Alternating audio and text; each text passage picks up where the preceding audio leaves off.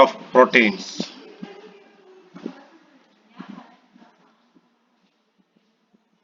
Till the last class we have seen the tertiary structure of proteins. For a protein that consists of only a single polypeptide chain, tertiary structure is the highest possible level of organization.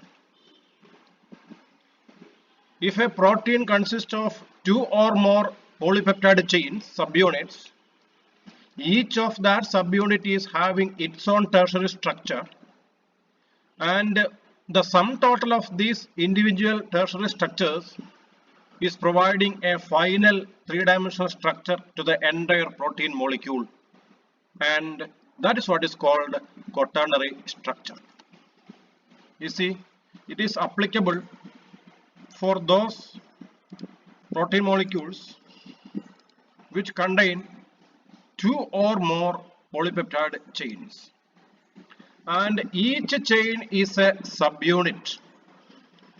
How many chains can be there? Actually, there is not that much limited number, maybe up to a dozen or more. Usually dimer, trimer, trimer, tetramer, etc. are there. For example, hemoglobin consists of 4 chains. Insulin consists of 2 chains. Like that. And we know that each of these polypeptide chain is having its own tertiary structure. So quaternary structure is the sum total of all these structures. Let us see it with a suitable example later. And how these polypeptide chains in a protein are held together? The chains interact with one another non-covalently using electrostatic attraction, hydrogen bonds, hydrophobic interactions, etc. And also covalent bonds are possible. For example, disulfide bridges are possible. You know that in the case of insulin, there are disulfide bridges. And also in the case of antibody or immunoglobulin, there are interchain disulfide bridges. And because of these interactions, changes in structure at one or more sites of the protein are possible. And we say such proteins are said to be allosteric in nature sometimes. And there is a class of enzymes which we say are allosteric enzymes.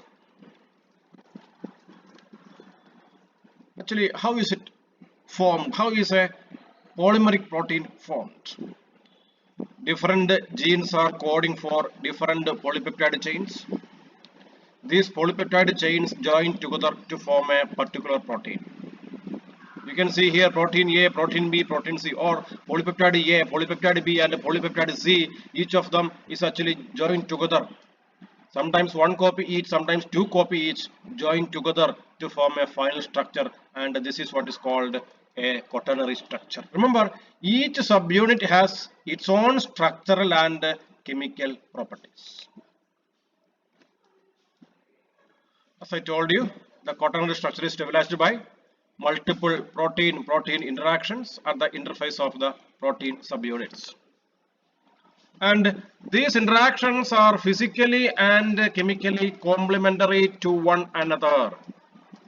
And also a lot of non-covalent bonds are also there. And I told you the case of disulfide bridges. What is this? This is the structure of a hemoglobin. A hemoglobin is a tetramer. Tetra means how many? 4. Tetra means 4. Totally 4 polypeptide chains are there. 2 of them are of alpha configuration, 2 of them are of beta configuration. Don't think that they are alpha helix and beta petal sheet. We just name the individual subunits as alpha and beta, that's all. You can see here 2 of the alpha subunits and 2 of the beta subunits also can be seen here. So hemoglobin is a tetramer. You just see how they are organized together. What's the importance of disulfide bridge? Especially ladies will know. Sometimes you want to straighten your curled hair, or sometimes you want to curl your straightened hair, you go to a beauty parlor. There sometimes they are using some chemicals. Sometimes they are using mainly a heat gun only. Sometimes they are using chemicals. Actually, changing the shape of the hair is uh, is brought about by altering the pattern of the disulfide bonds. Or we say, first of all, we apply some chemical compounds and we break all the disulfide bonds. Then we either straighten the hair or we curl the hair. As such, we apply some other chemicals and the shape is finalized. You see here, hair is made up of a protein called keratin. Disulfide bonds in the keratin can be broken by reducing agents such as ammonium thioglycolate. This ammonium thioglycolate is used in combination with an oxidizing agent in the hair product, and this will help us to induce artificial curls through the breaking of the existing disulfide bond, then change in the shape of the hair, and then reforming of the disulfide bonds. But there's a problem. You know that our hair is falling down frequently. So once the fallen hair is, once the curled hair or the straight hair is fallen off, new hair is formed in that space, and that hair will have a shape which is desired by the amino acid sequence. That means earlier you had straightened hair, you made them curled, and once this curly hair is falling off, the new hair produced will be straight, not curled. Because simply by using these chemical compounds, we are not changing the genetic makeup of your hair forming cells. That's all. So you'll have to do it frequently in order to maintain the shape of your hair. You see, why polypeptide chains are organized into multi-unit proteins, or why do they form a quaternary structure? It is definitely increasing the functionality of the protein. So when individual polypeptide chains are assembling themselves into a protein, a multimeric protein, a polymeric protein, the functionality of the protein is increased in three ways. Point 1, multiple subunits provide structural properties not present in the individual subunits. You see, when 3 or 4 or 5 or 10 people of you join together into a team, that team will have new properties which are not present in the individual members. Just like that, when a molecule is organizing with other molecules, or when a few molecules are organizing together into a unit, that final unit will have many new properties which are not present at the level of the individual molecules. So it is applicable here also. When two or more polypeptide chains join together to form a final protein molecule, that final molecule will have a few properties which are not present at the level of the individual polypeptide chains. Okay, and this keratin is good example, consists of homodimers of helical subunit, homodimers of helical subunits that function as a single structural element to form your hair, nail, then hoof of the animals, horn of the animals, feather of the birds, etc. These are actually left-handed coiled dimer, this one, and this is right-handed, and they are joined by disulfide bridges. You can see them very clearly. Point 2, multiple protein subunits provide a mechanism for regulation of protein structure, provide a mechanism for the regulation of protein function through conformational changes that alter the protein subunits interfaces. This is applicable to signaling protein. For example, you might have heard of hormone receptors.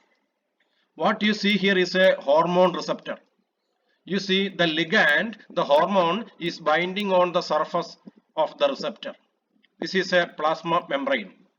and this is the region of the receptor inside the cell. This is the transmembrane region. This is the extracellular region of the receptor. On this receptor, the hormone is binding. You just see here, now these two units are coming together. They are organizing together, and this is leading to a lot of reactions. Until the binding of the hormone, this receptor was inactive. Once the hormone or the ligand binds with the receptor outside the cell, then it is leading to a series of chemical reactions inside the cell. You will see here, uh, upon ligand binding, the RTK monomer, RTK receptor tyrosine kinases, monomers form a dimer. These two join to form a dimer, juxtaposing the kinase domains such that transphosphorylation of one or more tyrosine residues on the A loop can occur. So once the hormone is binding with the receptor, in the intracellular region of the receptor, some modifications are taking place. This will lead to chemical reactions, and it will lead to the transmission of the signal inside the cell. So this is possible mostly for polymeric proteins. I mean proteins which are made up of two or more subunits. And remember, when two or more subunits join together to form a protein, it definitely has a quaternary structure. And this is there in your syllabus. It is there in your fourth semester syllabus, I believe. This is actually fatty acid synthase, a system of enzyme assembly in your cell, in your adipocyte, which is responsible for the synthesis of fatty acids. Here, each sub unit you see here are different protein molecules. Actually, they are different proteins. This is a protein complex. This is not a single protein. This is a protein complex. You can see here a diagrammatic representation. ACP is acyl carrier protein. Then KS is there, AT, ER, HD, KR and MT. These are all different enzymes. For the sake of increasing functionality, they are coming together. They are assembled into a single unit. So this is a multi-subunit protein complex. It increases efficiency of the biochemical process by bringing linked functional components into close proximity. Just imagine the product of this enzyme is a substrate for the next enzyme. If these enzymes are very close together, then the product of this enzyme can simply diffuse towards the nearby enzyme. It is very easy. It is very easy because no transporter system is required inside the cell to transport the product of a reaction as the substrate for the next reaction to the next enzyme. On the other hand, if these enzymes were far away in the cytoplasm or in that organelle, then movement of one molecule from one substrate to the next substrate will be very, very difficult. It will be time consuming. It will affect the efficiency of the reaction. It will affect the output. It will affect our chances of survival in case of any emergency situation. So protein molecules come together, they assemble together into a unit so that multi-step reactions can be catalyzed very easily. This is particularly a feature for enzymes. This enzyme is called ATP synthase complex. It is there in your syllabus in 4th semester. And not that much about tertiary structure of proteins. Now, under certain conditions, the protein may lose its structure. It may lose its function. We call it denaturation. What is denaturation? Unraveling of the three-dimensional structure of a macromolecule due to the breakdown of non-covalent interactions. This is actually a native form. We say this is the native form of the protein. What do we mean by the term native form? A form of the protein in which it is most stable, it is maximum active. It is most stable, it has minimum energy, and it is doing its activity, its function to the highest extent possible. So we say it is in the native form. When this structure is lost because of one reason or the other, you see that organization is lost. It is loosened. It is now more in a disordered manner. The bonds which are keeping the adjacent strands in position are lost. We say it is denatured. one of the important result of denaturation is that the protein is no more functional. It is no more functional. Okay. Sometimes the denatured protein can be brought back to the native form and we call it renaturation. So the denaturation is possible and also renaturation. You see arrow mark is reversible. So here we have denaturation and here we have renaturation. And what are the causes of denaturation? Or sometimes in the laboratory we need to denature proteins. Then what are the methods of denaturation? Most commonly we are using heat. Increased temperature increases vibration of the molecules within the protein because energy is increased. When the vibrations are great enough, it disrupts the protein structure. Actually, you are familiar with it. By boiling milk, we can prevent its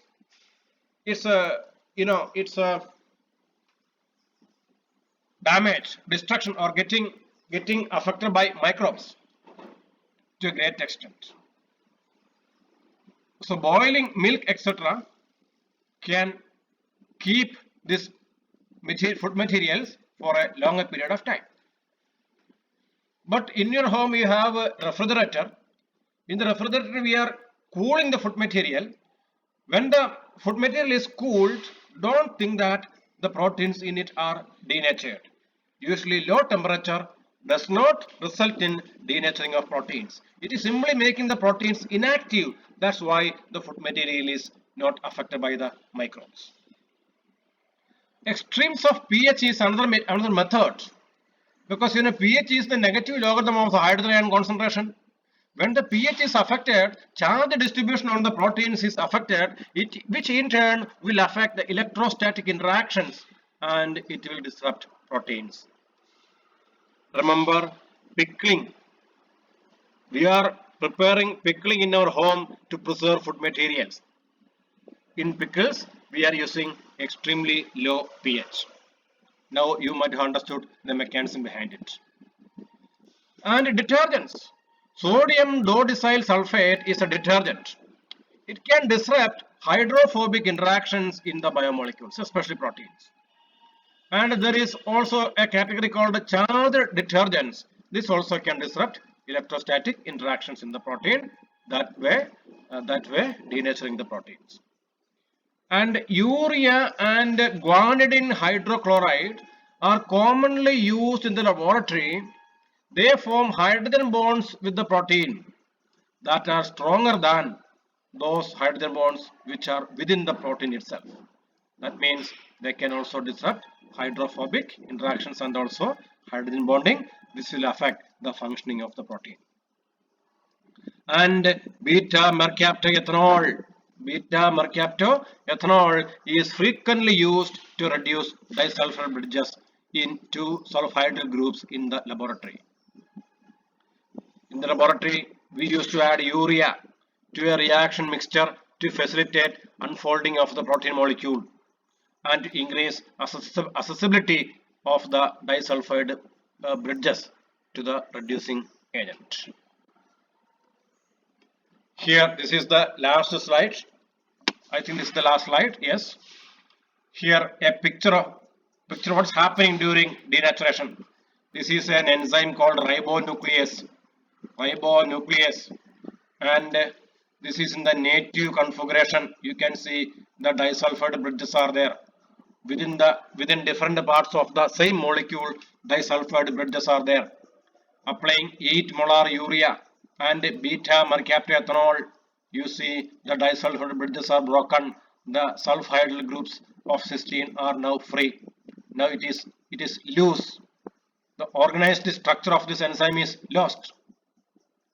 So denatured reduced ribonuclease, and then removal of the urea and beta mercaptoethanol and air oxidation of the sulfhydryl groups in reduced ribonuclease. You see the structure is again formed just as the previous one. This is the native form. So this is the case of denaturation, and this is the case of renaturation. Both are possible. And this is the end of this slide.